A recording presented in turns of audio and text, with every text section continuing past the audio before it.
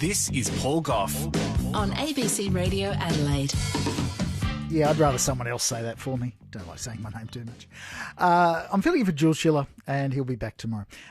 It's coming up to just gone 14 minutes past 5. From this Wednesday, if you own a GelBlaster and haven't applied for a firearms licence and applied to register it, you could be facing criminal charges for possessing a firearm without a licence. Now, last October, South Australian Police declared GelBlasters a regulated imitation firearm, and they put a 6-month amnesty period in place which ends this Wednesday to give you time to get your licence. From Wednesday, conditions and registration will be the same as for paintball firearms licences and conditions. Now, it's estimated that South Australians own 62,000 GelBlasters.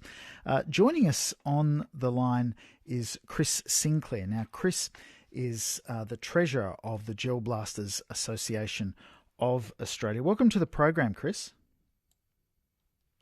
Chris isn't there. Okay, we'll go to Paul Weckert. He's the Battle for Waterloo GelBlast Park. G'day, Paul. How you going? Yeah, good, thank you. Sorry, I've got people dropping like flies. I don't know if they've been attacked with GelBlasters or not, but hopefully that's not the case. Now, look, let's just start off this. There's been this amnesty for 6 months, and it seems like a lot of people haven't made the most of it. There's suggestions that there's a lot more firearms out there than there are people having registered them. Yeah, that's correct. Yes. They believe that there's only been around the 1,200 registered. Right. Now, you own the Battle of Waterloo GelBlast skirmish field. So this is just paint a picture, because I've not actually participated in any of these activities. So basically, people come along, they get these GelBlasters, and they're on two different or several teams, and they're trying to conquer in a game. And the outcome is, if you get hit by one of these things, it covers you with like a paint or a gel. Is that correct? Yeah, these are gel. They're completely different from what paintball is. That's one of the reasons why people reject to being put in the same category as paintball. Paintball shoots around 100 feet, or 100 metres, sorry, yeah. And GelBall would be lucky to shoot around 30. Right. So there's nowhere near as painful as what a paintball is, and yep. Okay, but do they mechanically function like an air rifle per se? What they have is they call it displaced air. It's a piston. It's air getting forced into a piston that blows the GelBall out the end. They're not a sealed container like an air rifle or like a paintball gun. They're what they call displaced air or dispersed air. So it's a different type of setup. They run from a motor with a piston with a battery. Right. Okay. So these guns are not your top end of the field, are they? Are they things that are more like a toy, would you say, or are they a little more detailed? Yeah. That's another big problem with it. They are a toy. They're made of plastic. They're unreliable. They break. Every weekend, we have at least 7 or 8 that are broken that need to be fixed. You got to pay $40 to register one. You're lucky to get 12 months out of it. Okay. So you've started this park because obviously it's a popular activity. And how long ago did you start running the park? We've been doing it for almost 3.5 years. I left my job about 2.5 years ago. I was working in a foundry. I left that, and I started doing this full time because the demand was just too much. It was Friday, Saturday, Sunday with private events during the week.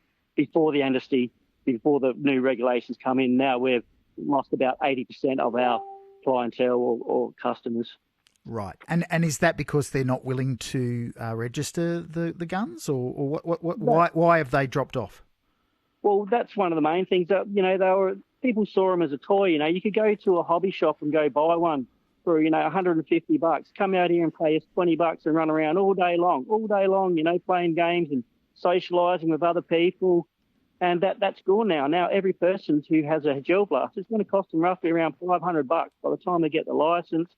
Safe, GelBlaster registered. So $500 to register? No, that's the total cost, because you got to buy a gun safe. They've got to be stored in a gun safe. Each one has to be registered. Right. Okay. You have to have a license. You have to do a course. Right.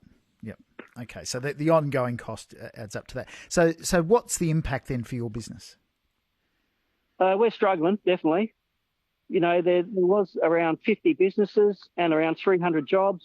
out of that, there's 3 businesses running out of that 50. Mm. That have gone through the process to get their licence and go through. Because some of them, it's too expensive. By the time it would have cost us probably around $7,000 to get back up and running again. Mm. And how many GelBlasters do you think exist in the state? Probably around 200,000, if not more. Right. And do you know how many people have registered their GelBlasters? Last I heard, it was around the 1,200 mark. Right, so it's a very big difference.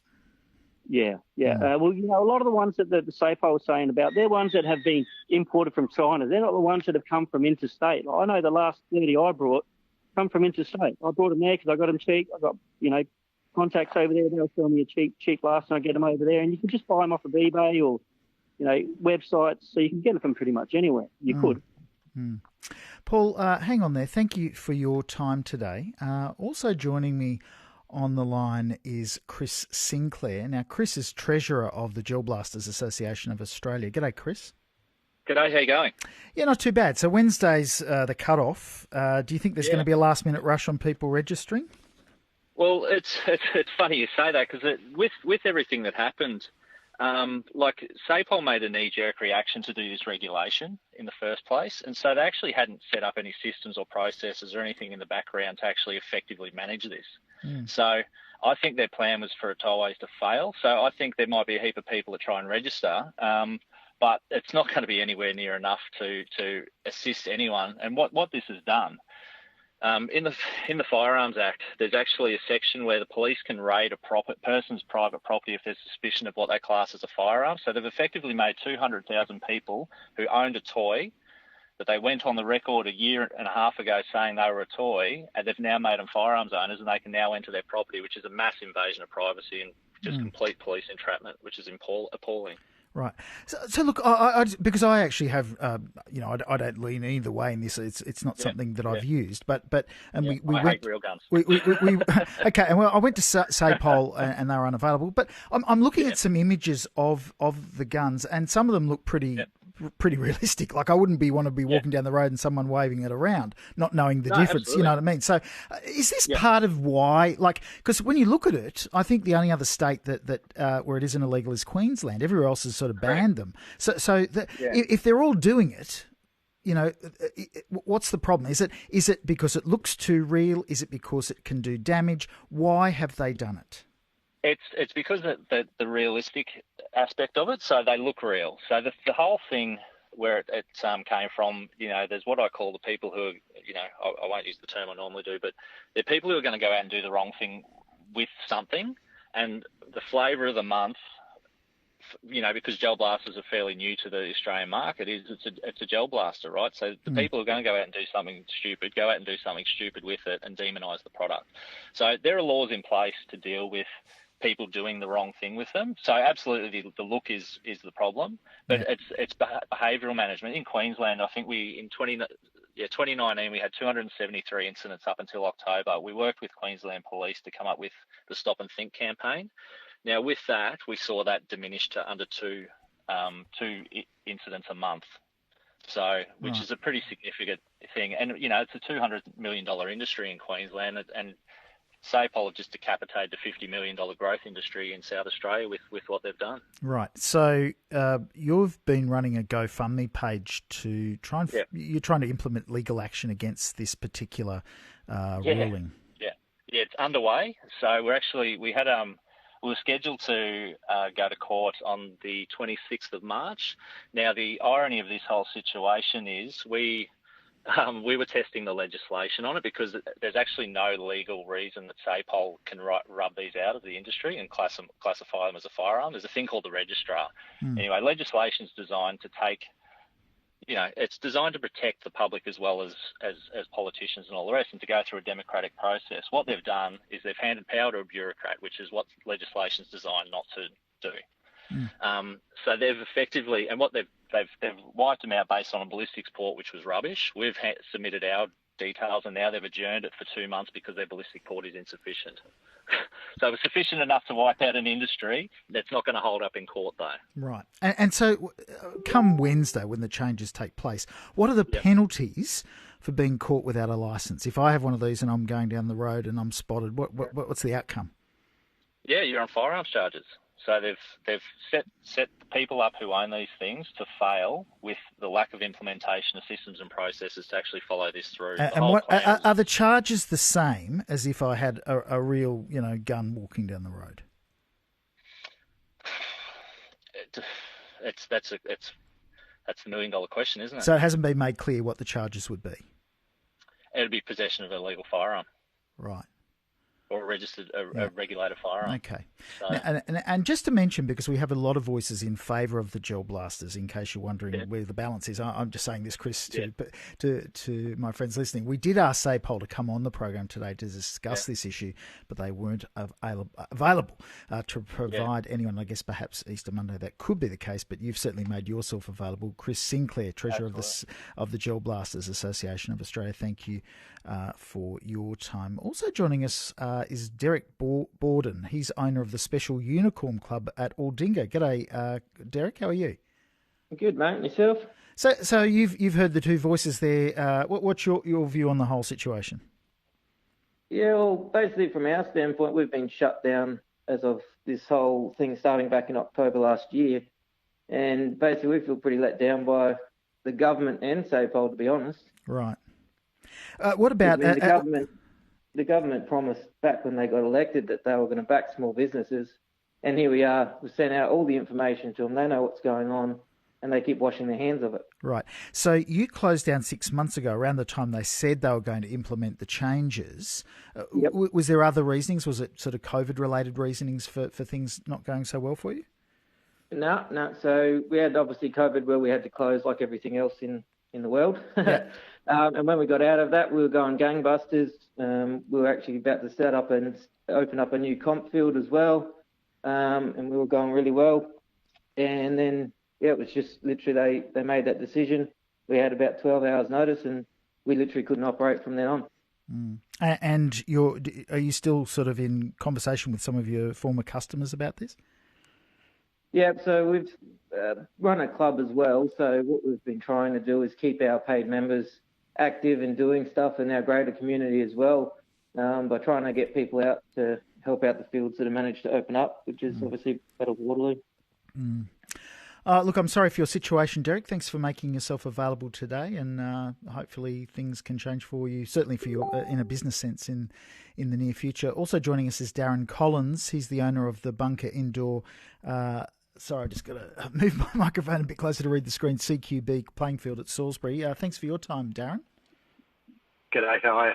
Not too bad. So, we've heard all the voices on this. Do you think the big issue is the realistic nature of how these things look? Should they be making them almost more in a toy-like style to facilitate and avoid this kind of situation? Well, actually, under SA laws, we don't have appearance laws, so that's kind of a moot question, really. SAPOL went us on saying they were compressed air, which we've proven over and over again they're not. When that has started to look like it's failed, that's when Mr. Howard decided he'd hold up two different guns together and go down the appearance channel. So they're just backpedaling, trying to cover their tracks. Yes, they do look realistic, but, there's plenty of people that have real firearms that compete, go to clubs, use their firearms, store them and transport them safely. So there's no reason there couldn't have been a more suitable outcome to help the community find better ways to transport or store them without going down this path. It's ridiculous. Right. And so what's the outcome for your business, Darren? It's been pretty average. We only opened about a month before all this happened on the word of Mr. Howard telling the state that they were toys. We've been through probably 6 months of hell, really. Thousands of dollars to get the field up and running. Trying to get people involved still and engage the community to come out and play, and people are sort of confused or reluctant, and rightly so. They're toys and they're being told that they can't do this and they can't do that anymore. So it has been very hard. And what percentage of those that come and use your space have said, I'm going to register my GelBlaster? Some will. Some are reluctant because of the costs. And like Paul said earlier, it's a $100, $150 toy that breaks in 12 to 18 months, and the ones we've got here as hire guns, I would have, 3 to 4 guns a week in some state of repair because they just don't last. So we're being paying exorbitant amounts of money and following rules to, even the $40 to register something, you're going to be lucky if it lasts 12 months. You throw it in the bin, you've got to go do it again. So, it's all ridiculous. Okay, that's something I hadn't even considered. You've got hire guns and you've had to register each gun. Absolutely, yeah. So for us to function, we had to qualify as obviously a gun range. I'm already a firearms owner, so I already had my A4 licence, so it was quite easy for me. So I just had to register my field here and pay all the money to do that. Then the guns or the blasters we have here, we basically have them as hire blasters, which same as Battle of Waterloo have got hire blasters because a lot of people haven't been registered. They haven't been able to use their own guns. Right. Yeah, and the most ridiculous thing really is the fact that I have a 308 rifle that will shoot 4 kilometres. I can go out on a property and I can shoot that rifle all day long, but if I take a GelBlaster with me, I face firearms charges. Explain that. And that shoots 20 minutes. Right. And so as a last question then, and just briefly because we're heading to our traffic and weather, Darren, can you tell me, that you have licensed the firearms, but if I just decide to come in and use it, do I have to have some kind of license to use your GelBlaster? No, because we're a range, you can use our blasters under my supervision. Okay. All right. Well, and it's the same with Paul. Sorry? And the same with Battle for Waterloo. Yeah. It'll apply to all the different fields that are doing this. Yep. All right. Well, look, all the best with it, and thank you for telling your story today. No worries, thanks. That's Darren Collins, owner of the Bunka Indoor CQB playing field at Salisbury. One of the many voices we heard there about the guns. As I said, we asked SAPOL to come on and have a chat about it, but they were unavailable. And those changes taking place from this Wednesday. If you have one of these GelBlasters and you haven't applied for a firearms licence and applied to register it, you could face criminal charges for possessing a firearm without a licence. It's coming up to 28 minutes to 6. You're tuned to ABC Drive. I'm Paul Goth, filling in for Jules Schiller. Australians fell in love.